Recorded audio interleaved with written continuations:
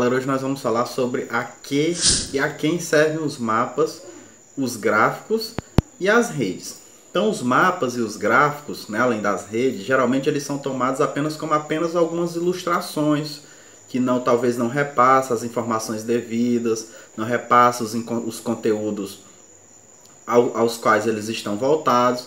Então nós vamos ver que os mapas, as redes e os gráficos, eles apresentam uma importância muito relevante, né? Principalmente porque são formas de comunicação, são formas, neles contém linguagens, né? E essas linguagens elas precisam ser conhecidas para que o leitor consiga entender aquilo que está presente naquela ilustração, certo? Então os mapas geralmente eles aparecem na publicidade turística, né? Para vender algum produto, para vender a paisagem, o belo, o exótico.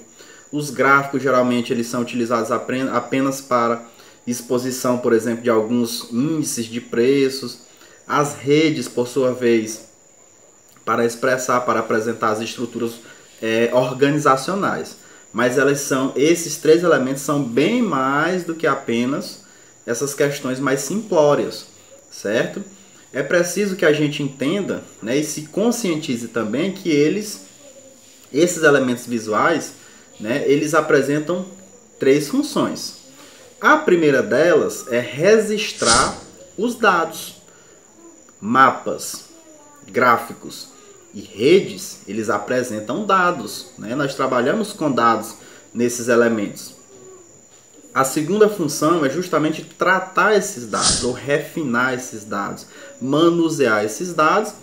E a terceira questão é que esses três elementos vão comunicar os resultados aos quais nós nos utilizamos para construí-los, certo?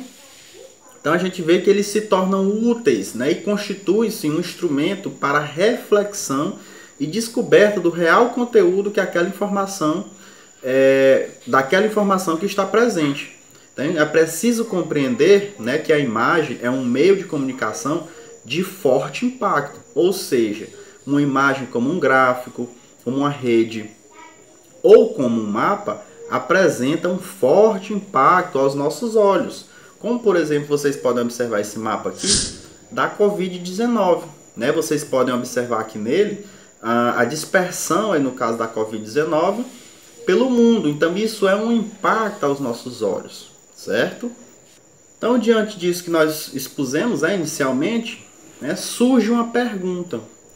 Por onde começar a elaborar um mapa, um gráfico ou uma rede?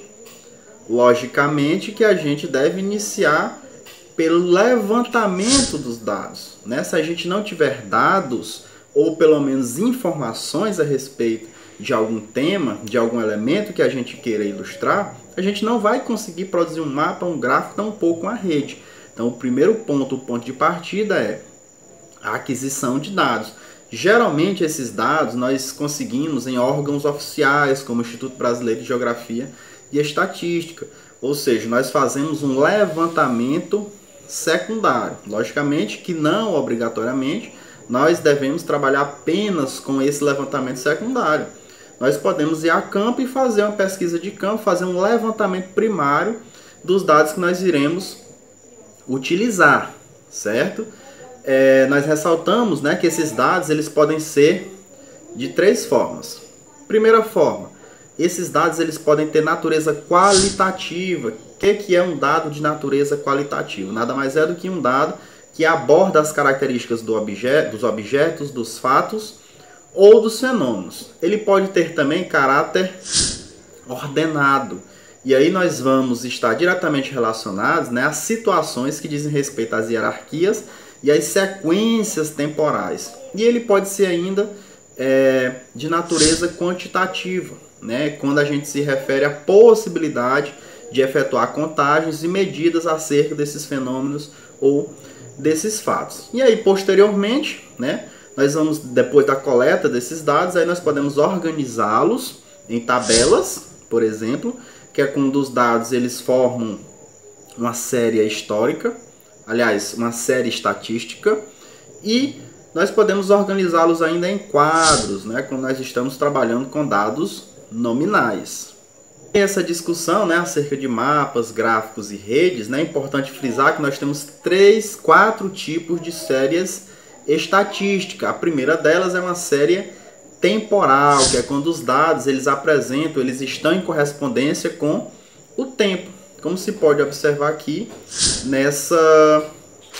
nesse gráfico, né, que mostra a população residente no Brasil pelo ano, né? Nós vamos ter também uma série geográfica, que é quando os dados eles estão em correspondência com o lugar de onde eles provêm. Como nós podemos observar aqui, né, a questão da população residente por região brasileira.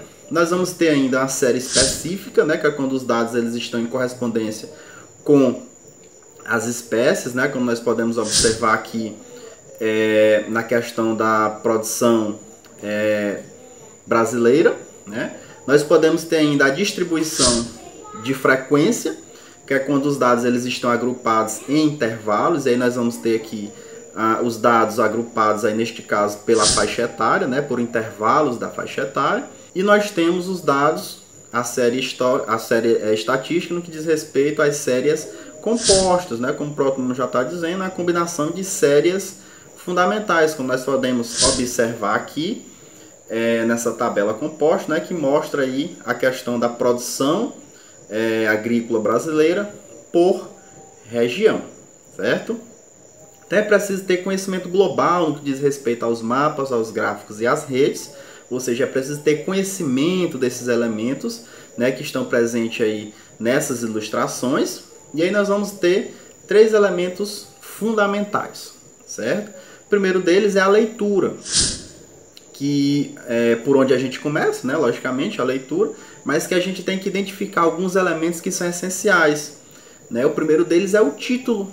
A gente tem que identificar aqueles 3 elementos que a gente já viu em vídeos anteriores, que é o que, o onde e o quando. Que está relacionado ao tema que está sendo representado. Agricultura, população, algum aspecto climático, algum aspecto do solo, da vegetação, etc.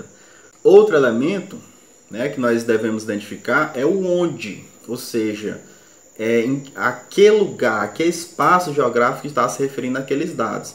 E o último é o quando, ou seja, em que ano aquele dado está se referindo. Então, de um ano para o outro, aquele dado ele já pode estar, de certa forma, ultrapassado. Então, é importante a gente saber a que ano ou a que período aquele dado ele está se referindo. A outra questão, ainda relacionada à leitura, é identificar a legenda, né? Porque sem a legenda nós não conseguimos, de certa forma, saber do que se trata, né? Nem sempre uma dessas ilustrações, um mapa, um gráfico, uma rede, de certa forma, ela vai trazer uma legenda mais complexa. O passo seguinte está relacionado à análise, ou seja, a gente vai observar aquela ilustração e ver, né, extrair as feições que ela está apresentando. E por fim nós vamos ter a interpretação, que neste caso entra aí a questão da representação gráfica, né, que deve ser eficaz, ou seja, deve possibilitar ao leitor a leitura de forma fácil e rápida. Então, neste caso, a interpretação depende também e muito mais, possivelmente, de quem está produzindo, de quem está construindo aquele mapa, aquele gráfico ou aquela rede, certo?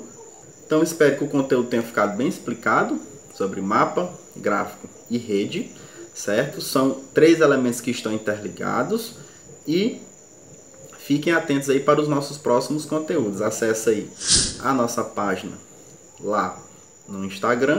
Não esqueça de deixar o seu like aí no vídeo, é só um cliquezinho rápido. E se inscreve no nosso canal no YouTube para você ter acesso aos nossos conteúdos que são publicados diariamente. Beleza?